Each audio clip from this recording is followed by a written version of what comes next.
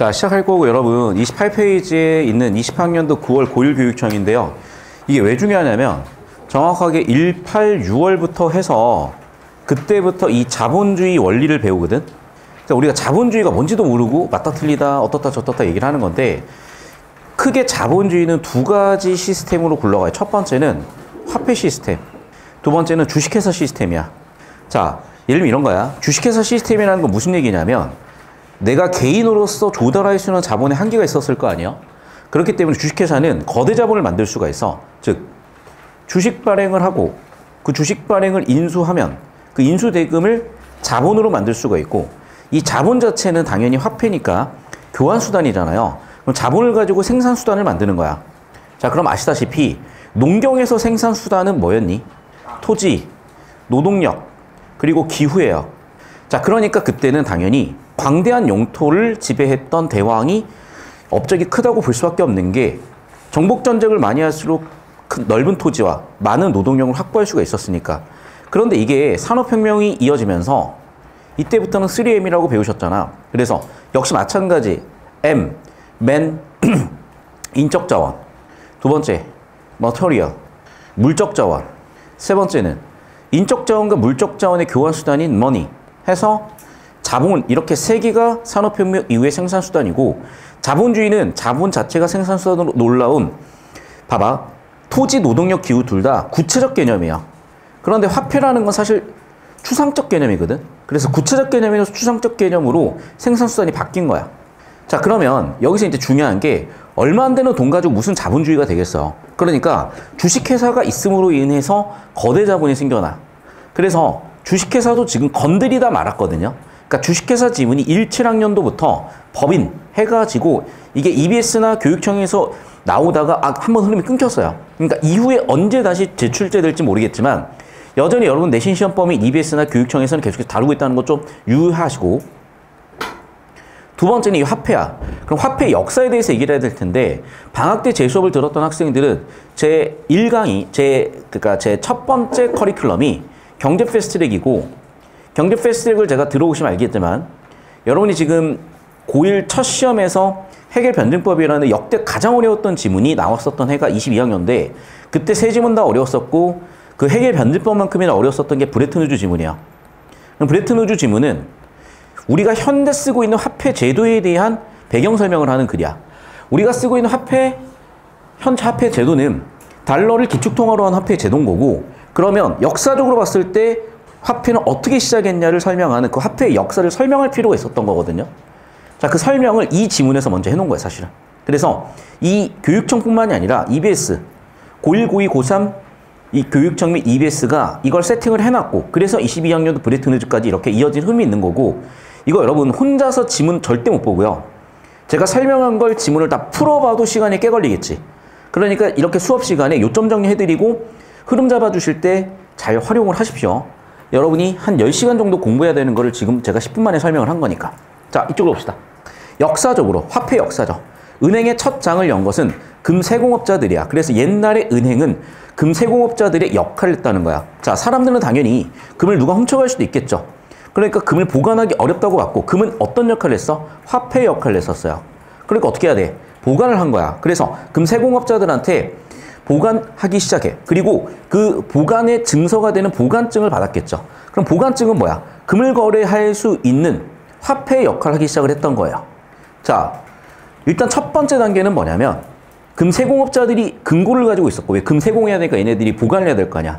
두 번째, 그들이 갖고 있었던 금고에다가 금을 맡기고 보관증을 받았고 보관증은 금과 같은 역할을 했기 때문에 화폐 교환 수단을 역할을 했었고 자, 반대로 자, 이거는 봐봐. 금고를 사용하는 사용자 입장인 거죠. 그러니까 사용자 입장에서 일어난 일이고 이제는 금세공업자, 즉 금보관증, 즉 얘는 봐봐. 금보관증이 뭐야? 화폐지. 화폐 발행한 사람들이야. 그럼 봐봐. 우리가 화폐를 발행할 수 있다면 어마어마한 부를 얻는 건 물론이거니와 큰 권력을 쥐게 될 수도 있을 거 아니겠니? 그게 지금 수많은 크립토. 그래서 지금 수많은 코인들이 나오는 이유가 사실 그거예요. 그래서 그때나 지금이나 똑같은 시대적 흐름에 있는 거예요. 그러니까 여러분이 지금이야 매 순간순간을 접하고 있지만 수십 년, 100년 뒤를 보면은 진짜 이 시기가 어마어마한 변화의 시기였다는 게 보이실 거야. 그런데 그 변화가 그렇다고 막 역사적으로 엄청 뭐 어쩌다 한 번 있냐 그렇진 않아. 왜냐면은 자 우리가 100년 동안 화폐가 얼마나 많이 바뀌었는지 볼까요? 자 일단은요 대한제국이 1894년 이후에 성립되기 이전에 쓰였던 조선의 기존 화폐가 있었겠지. 뭐 상평통보 이런 애들. 그리고 대한제국 시절의 화폐가 있겠지. 그리고 대한제국 시절에 일본이 일본의 화폐를 쓰라고 했겠지. 그리고 나서 광복된 이후에 뭔가 또 화폐 체제가 있었겠지. 이해됐어요? 그러니까 봐봐. 얼추 한 120년 동안 지금 현행 화폐 제도까지 오기에 최소한 한 번, 두 번, 세 번, 네 번 이상의 변화를 겪은 거예요, 사실. 기축통화 체제도 마찬가지야. 1차 세계대전 이전이 있고요. 1차 세계대전 이후, 2차 세계대전 이전이 있고, 2차 세계대전 이후가 있고, 그리고 또 브레트는 체제 이후가 또 있는 거야. 그러니까 사실은 100년 동안 화폐 제도가 4번 바뀐 거야. 크게 보면 전 세계적으로도. 그리고 앞으로 또 한 번 바뀌어갈 거야. 그래서 어쨌든 그 대전환기에 있는 거고 뭐 우리가 한 번 정도 흐름을 놓치더라도 기회가 아예 없는 건 아니지만 여러분 세대는 어쨌든 이렇게 변화되는 직면에 있는 세대라는 걸 좀 알고 계셔야 돼. 자 그래서 금세공업자들은 금을 맡긴 사람들이 금을 찾지 않아. 그러면 다 갖고 있을 필요가 없는 거야. 자 그래서 보감증이 100이면 금을 100만큼 갖고 있을 필요가 없어요. 그래서 계산해봤더니 보통은 10배 정도를 발행해도 문제가 안 되더라는 거야. 그래서 이 사람들은 어떻게 했어? 일정 부분만 증거금으로 남기고요. 나머지는 뭐 해줘 버린 거야? 대출해 준 거야. 그럼 이유는 뭐겠어요? 그렇죠. 대출 이자를 받은 거죠. 그러니까 대출 이자로 수익을 더블 얻는 거야. 보관료로 수익을 얻고 두 번째는 대출 이자로 얻는 거예요. 자, 그 과정에서 잠깐만. 금이 많으면 대출을 더 많이 해줄 수 있겠네? 당연히 그러면 예금을 많이 하도록 하겠죠. 그래서 예금을 유도하기 위해서 이제는 뭐야? 예금 이자도 지급했다는 거야. 결국 요즘 오늘날의 은행인 거죠. 자, 그럼 이제 보시면 알겠지만 기본적으로 은행이 어떤 개념인지가 보이셨을 거고 중요한 건 이거다 얘들아. 자, 예나 지금이나 은행이 했던 일은 뭐냐면 금을 우리의 예금하는 사람들이 금을 예금하고 그리고 금에 대한 보관증을 받은 거야. 그리고 이 보관증은 어떤 역할을 한다? 그 자체로 화폐 역할을 했다는 거야. 자, 두 번째. 그럼 얘네들이 가지고 있었던 그 금은 10배 정도로 대출해줘도 문제가 안 되니까 이걸 대출해주고 대출 이자를 받았겠지. 자, 그럼 봐봐. 대출을 많이 해주려면은 예금자한테도 뭔가 보상을 줘야 될 거 아니야. 그래서 처음에는 보관료를 받다가 이제는 반대로 그들한테 뭘 주게 된 거야? 예금 이자를 주게 된 거야. 그럼 봐. 은행 입장에서는 수익이 뭐니? 대출 이자죠. 지출이 뭐니? 예금 이자죠. 자, 그럼 봐 얘들아. 답이 나왔다. 대출 이자 마이너스 예금 이자만큼을 수익으로 얻지. 이걸 뭐라고 하니? 예대 마진이라고 하는 거야. 그래서 은행이 직접적으로 얻는 수익을 예대마진이라고 합니다. 예금과 대출이자 사이 마진이라는 게 차이를 얘기하는 거잖아. 그래서 예금 이자와 대출이자 사이만큼을 은행의 수익으로 받는 거야. 여기까지 되셨지. 결과론적으로 옛날이나 지금이나 은행의 본질적 역할은 변하지 않았다. 예대마진을 얻는 게 은행의 가장 큰 수입원이다 라고 나와 있고 자 그러면 이제 여기까지 나와 있는 예시를 바탕으로 우리는 은행에 두 가지 기능이 있다는 거야. 첫 번째 기능은 뭔데? 자 아까도 얘기했지만 자, 돈에 여유가 있는 사람, 예금자죠. 예금을 받아. 그래서 필요로 하는 사람, 대출자겠죠. 대출자한테 준다는 거야. 즉, 자본을 축적하고 집적하는 금융 중개 기능을 했다는 거야. 내가 아까 얘기했었던 자본주의의 핵심이 뭐니? 거대 자본을 만들어야 되거든. 얘네가 거대 자본을 만들어주는 또는 중간에 자금을 중개해주는 기능을 했다는 거야. 그러다 보니까 내가 직접 자본을 조달하는 것보다 은행에서 대출받는 게 훨씬 편리한 방법이야. 그러면 첫 번째 장점은 뭐니? 당연히. 거래 비용이 줄겠죠. 두 번째, 얘네들이 예금과 대출을 중간에서 유통해 줌으로써 효율적인 자금 흐름이 이어지도록 했겠지. 자, 세 번째는 또 뭐야? 수요자 수익성과 안정성을 정확하게 파악할 수 있는 안목과 정보성을 가지고 있어야 되고 그러다 보니까 이것을 통해서 더 건전하고 수익성 높은 곳으로 자, 부도날 곳에 누가 대출을 해주겠어요? 그러면 결국에는 이렇게 경제적으로 선순환될 수 있는 장점들이 생겨났다는 거야. 그래서 금융 중개 기능을 통해서 생기는 장점들은 첫 번째 뭐가 있었다? 거래 비용을 낮췄다. 두 번째 효율적이다. 세 번째 정보를 알 수가 있고 즉 신용평가 기능을 하고 네 번째 경제적으로 사회적으로 더 수익성 높은 자본의 쓰임을 만들어냈다는 겁니다. 자 둘째 화폐를 창출하는 예금 창조 기능도 했다는 거야. 내가 아까 얘기했던 그거다. 자 봐라. 자 사람들이 예금을 얼마를 냈어? 100을 했지. 하지만 예금 100을 한 사람은 자기가 100을 갖고 있다고 생각을 할 수도 있고 그걸 가지고 뭐 했어? 보관증으로 화폐 기능을 했지. 그럼 보관증 100이 돌아왔잖아. 자, 근데 봐라. 예금이 100 들어왔는데 이 100을 가지고 이걸 증거금으로 해서 추가적으로 대출을 해줄 수가 있어. 그럼 대출해줬을 때는 당연히 금 교환증으로 대출해준 거예요, 얘네가. 무슨 말인지 이해되시죠? 봐봐. 예금을 100한 사람한테 금 교환증 100을 이미 줬어. 그럼 여기서 뭔가를 더 만들면 안 되는데 어차피 100을 갖고 있는 사람들이 찾아가는 게 10밖에 안 돼. 그럼 내가 금을 100 가지고 있었지. 그러면 금을 100을 증거로 해가지고 뭘 만들어? 대출을 주거나 보관증을 더 만들어서 대출자한테 줬다는 거야. 자, 그럼 역시 마찬가지 보관증을 추가로 만들어가지고 이걸 또 대출을 해준 거야. 지금 무슨 얘기냐? 이 세상의 전체 부의 총량이 100이었지만 보관증 100 플러스 대출해준 알파만큼이 부가 추가로 창출이 된 거예요. 이게 인플레이션의 원리고 이게 자본주의가 급격하게 이 세상을 발전시킨 원리야. 왜? 예를 들면 이런 거다. 우리가 신약 개발을 하는데 1조가 든다고 치자. 그러면 전 세계에 있는 돈이 5천억밖에 없다면 신약 개발을 할 수가 없어요. 그런데 우리가 이러한 예금 창조 기능을 써버리면 1조가 아니라 2조를 만들 수도 있지. 그럼 1조만큼을 투자해서 신약 개발의 속도를 또 높일 수도 있는 거야.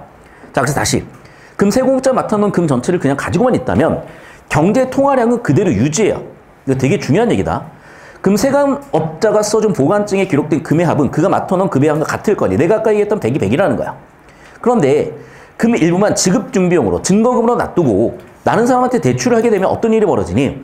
자, 아까는 내가 10%라고 설명을 했는데 예를 들어 30%라고 하면은 70%가 더 추가가 된다는 거예요.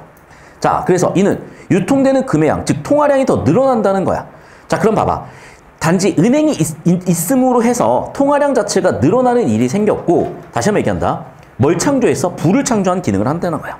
여기까지. 그 원리를 설명한 게 3단락 내용이야. 자, 4단락. 자, 이걸 뭐라 그러는 거냐? 통화 승수라고 해요.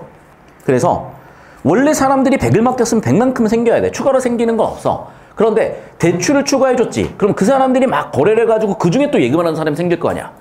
이해됐어? 그러면 예를 들면 내가 100을 받아서 보관증 100을 써주고 대출을 30% 해줬는데 그 30%의 대출이 돌고 돌아 다시 나한테 들어왔다면 내가 가지고 있는 금은 130이 돼버리는 거야. 자, 그래서 무슨 얘기냐? 이 일이 반복되게 되면 통화량은 계속해서 늘어나게 되는 거고 통화 승수가 올라간다라고 표현을 해요. 됐니? 결과적으로 예금 창조가 된다라는 거야. 자, 근데 문제가 생겨요. 장점만 있는 게 아니야. 이건 장점이죠. 문제가 생겼어. 왜 문제가 생겼어? 결국 새롭게 만들어진 예금은 누군가의 대출인 거죠. 하나 더. 이자까지 줘야 되는 거지. 자, 결국 무슨 얘기야? 시중에 통용되고 있는 보관증보다 적은 금이 있어버리는 거야. 자, 이게 문제 원인인데 이게 어떤 문제 원인이 되냐? 자, 전쟁이 났다고 치자. 그럼 당연히 금고부터 털려고 올 거란 말이야. 그러면 당연히 전쟁이 났다는 소식을 받은 사람들이 이제 어떻게 하겠어? 보관증을 가지고 은행에 가면 은행에서는 얘를 교환을 못 해주죠. 왜? 지급중급임은 적고 자기가 발행한 건 더 많으니까. 이게 소문이 터지면 은행 가가지고 서로 자기 금 달라고 난리가 될 거잖아. 이걸 뭐라 그러니? 뱅크런이라고 하는 거야. 이해되셨죠? 그래서 이런 문제도 갖고 있다는 거야. 하나 더 큰 문제는 뭐냐면 기본적으로 인플레이션 구조를 무조건 가져와. 왜? 내가 예를 들면 봐. 전 세계 통화량이 100이라고 하고요. 전 세계에 있는 어떤 집 같은 게 있다고 하자. 그게 100이라고 하자. 그런데 봐봐. 100을 가지고 100만큼을 사야 되는데 갑자기 통화량이 늘어버리니까 150이 돼버려봐. 그러면 돈이 많아졌기 때문에 사람들은 서로 한정된 재화를 사려고 경쟁을 할 거야. 그럼 한정된 재화를 사려고 경쟁을 해버리니까 재화의 가격이 올라버려요. 물가가 높아져 버려. 이해됐어? 물가가 높아진다. 화폐 가치는 떨어진다. 인플레이션이 지속될 수밖에 없는 이유인 거야. 다시 정리한다. 그래서 기본적으로 이런 구조를 갖고 있었기 때문에 인플레이션이 뭐야? 통화 가치는 떨어지고 물가는 오르는 현상을 인플레이션이라고 그러는데 기본적으로 인플레이션이 있을 수밖에 없는 거예요. 그래서 어떤 문제가 생기는 거냐? 그러니까 여러분 이건 꼭 알고 계셔야 되는데 무조건 인플레이션 방어할 수 있는 수단을 찾으셔야 돼. 현금을 들고 있으면 무조건 깎여요. 그러니까 무슨 얘기냐? 보통 인플레이션이 1년에 2배 정도 생각하시면 돼. 왜냐면 통화량이 2배 정도 늘어요. 1년이래, 10년에. 그럼 여러분이 뭐 20살 때부터 일해가지고 40살 정도가 돼서 딱 봤더니 서울 집값이 그때 10억이었는데 갑자기 40억대 있는 거야. 그럼 난 열심히 10억 모았는데 갑자기 40억대 있는 거야. 그런 얘기야. 무조건 인플레이션을 방어하는 방법을 찾으셔야 돼. 자, 계속해서 볼게. 그래서 자, 이러한 화폐 창출 과정이 계속 반복돼서 커지다 보면 어떤 일이 벌어지니? 오른쪽 위로 가서 교환의 매개 수단을 쓰는 화폐량이 더 늘어. 경제 유동성이 더 증가해. 하지만 아까도 얘기했지. 뭐가 올라가 버려? 물가가 올라가 버리는 거예요. 그러니까 지출이 커져 버리니까 내가 돈을 많이 버는 것 같지만 실질적으로 더 가난해지는 거야. 자, 은행의 일정 시점에 총체적 재무 상태를 기록해 놓은 대차 대표를 활용하면 자, 이제 봐봐. 그러면 지금까지 나와있던 현상과 결과를 얘기했고 이제 디테일하게 들어간 게 예급창조 기능을 뭐를 보겠대? 대차 대조표를 통해서 보겠대. 자, 이제 우리는 회계로 들어왔어요. 자, 그래서 자금의 조달 원칙을 나타내는 자본 및 부채 내역은 대차 대조표의 오른쪽 그리고 왼쪽엔 뭐야? 자산이 기록이 된대. 오른쪽을 대변, 왼쪽을 차변이라고 하겠대. 이 회계라는 게 여러분 왜 중요하냐면 자, 생각을 해봐. 기본적으로 자, 우리가 기업을 한다는 거는 결국에는 숫자 계산이야. 어떤 숫자 계산? 자본의 흐름에 대한 숫자 계산.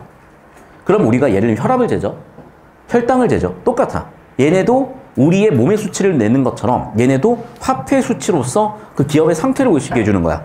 그래서 여기 대차 대조표를 언젠간 수능에서 다룰 건데 어디에서? 여러분 교육청에서는 이렇게 계속 다뤄요.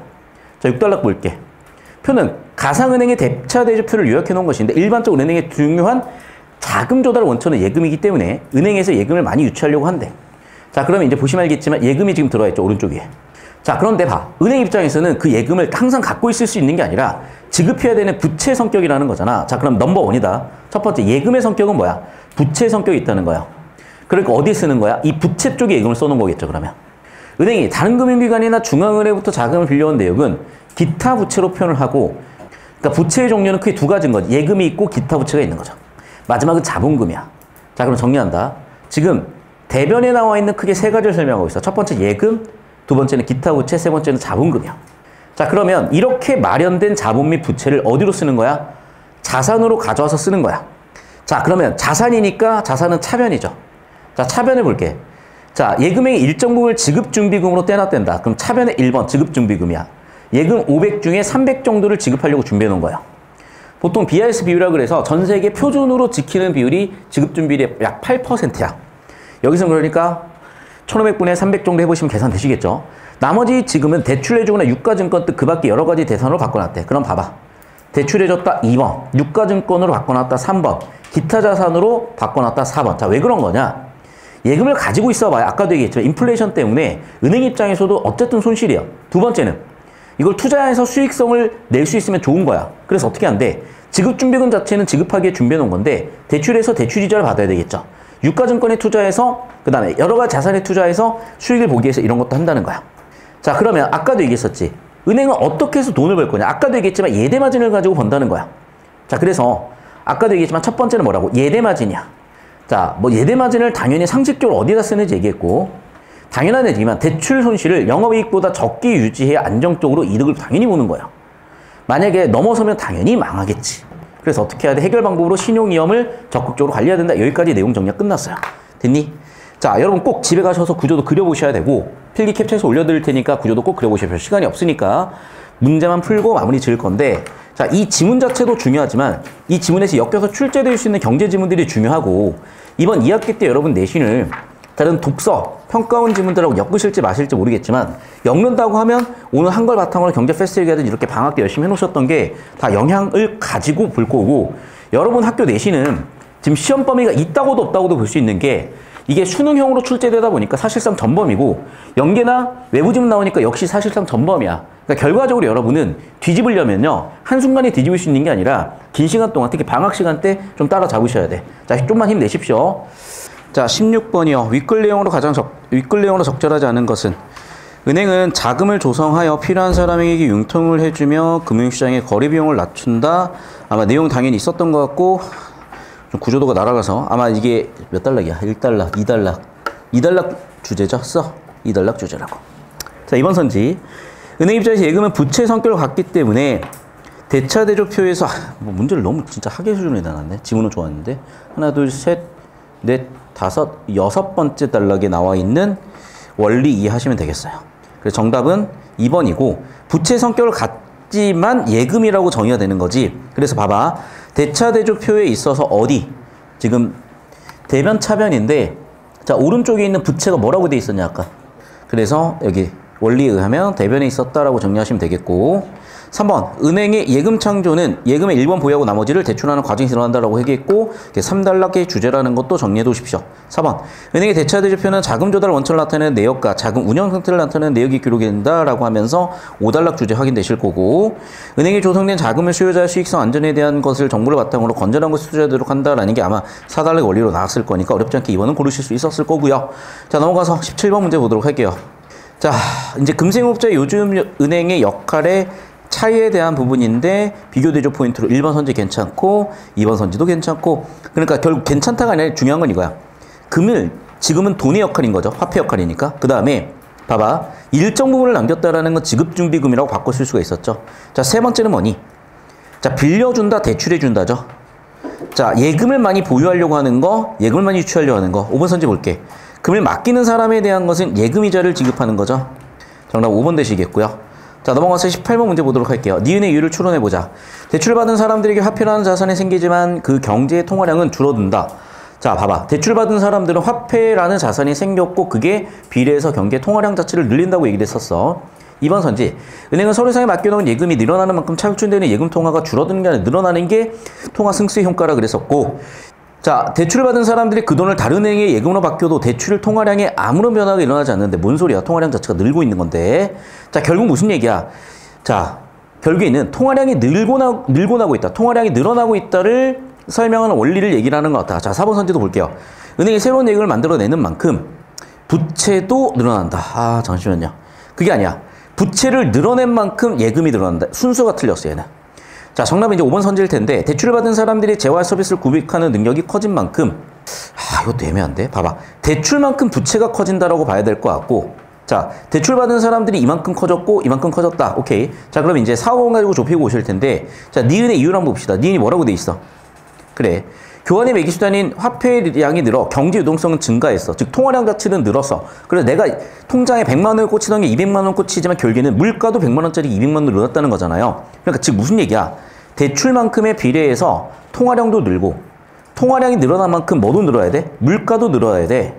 그러면 그 얘기를 하고 있는 거는 봐. 1번 대출, 통화량, 그리고 물가라는 개념이 지금 이렇게 연결되고 있는 게 보이실 거니까 정답 5번 설계를 했구나라는 게 보이셨으면 됐고 지금 원리 이해로 바탕으로 정리해 보시면 되겠죠. 자, 19번에 이제 뭐 얘기하는 거냐?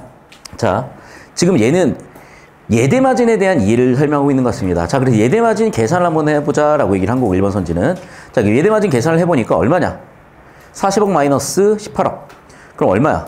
22억 남냐? 그럼 22억 남았는데 운영비니까 12억 빼주게 되면은 얘는 토탈 얼마 남아요? 10억이 남는 거지. 그래 1번 선지 계산하셨으면 바로 보이셨을 거고 자, 수익은 22억인데 거기에서 경상 운영비 22억을 빼고 있다는 게 보이셔야 되는 거지. 자, 그럼 봐봐. 이 22억은 어떻게 만들어진 거야? 예대금리 차로 만들어진 거죠. 자, 4번 선지. 대출금리가 평균 4%로 금리보다 높은 이유는 뭐 때문이야? 대출 손실에 대한 문제를 해결하기 위해서죠. 자, 대출 손실이 12억 원 발생했다면 사실은 마이너스 이익이 되는 거지. 왜냐하면 10억 이익인데 10억에서 마이너스 12억이 나버렸으니까 마이너스 2억 즉 잠식돼 버리는 일이 벌어지겠죠. 마지막 5번 선지 보겠습니다. 평균 2%인 금리를 올리게 된다면 비용이 준다고? 다시 한번 얘기한다. 금리를 올리면 지출하게 되는 비용이 늘게 되는 거죠. 예금이자로 지출하는 돈이 늘어난다니까. 자, 40억에서 마이너스 18억인데 마이너스 18억보다 좀 더 많은 올린 만큼의 알파가 늘어날 것이고 따라서 예전엔 얼마였냐? 아까 22억만큼이었는데 22억보다 어쨌든 알파만큼이 더 빠진 애들이 수익이 될 거 아니겠습니까? 그래서 수익은 늘어나는 게 아니라 줄어든다가 계산이 되실 거고 아주 간단한 계산이어서 정답 자체는 쉽게 보였을 건데 지문이 가지고 있는 원리가 너무 컸기 때문에 제가 같이 봤습니다. 자, 고생들 하셨고 다시 한번 얘기한다 얘들아. 지문은 난이도가 있지만 문제는 되게 쉽게 냈고 이제 그 의도와 맥락은 다들 아실 거고 자, 그래서 출제 예측 지문들이나 교재들 과제 자료 받으신 거 부지런히 해오시고 지금 시험 범위가 추가되면서 추가될 자료들도 매주 더 늘어날 거거든요. 그래서 지금까지 나간 자료 무조건 다음 주까지 다 해오십시오. 자, 이번 주 수업하고 나니까 여러분 출제 예측 지문들이 좀 많이 보인 것들이 몇 가지가 있어. 엮어드릴 테니까 훨씬 많이 해서 오시고 어쩔 수가 없어. 출제 예측 지문은 여러분 학교 직접적인 시험 범위보다 2~3배 정도 분량이 나갈 거야. 그러니까 다시 한번 얘기한다. 다음 주까지 과제로 나간 거 전부 다 풀어오시도록 할게요. 자, 고생하셨습니다.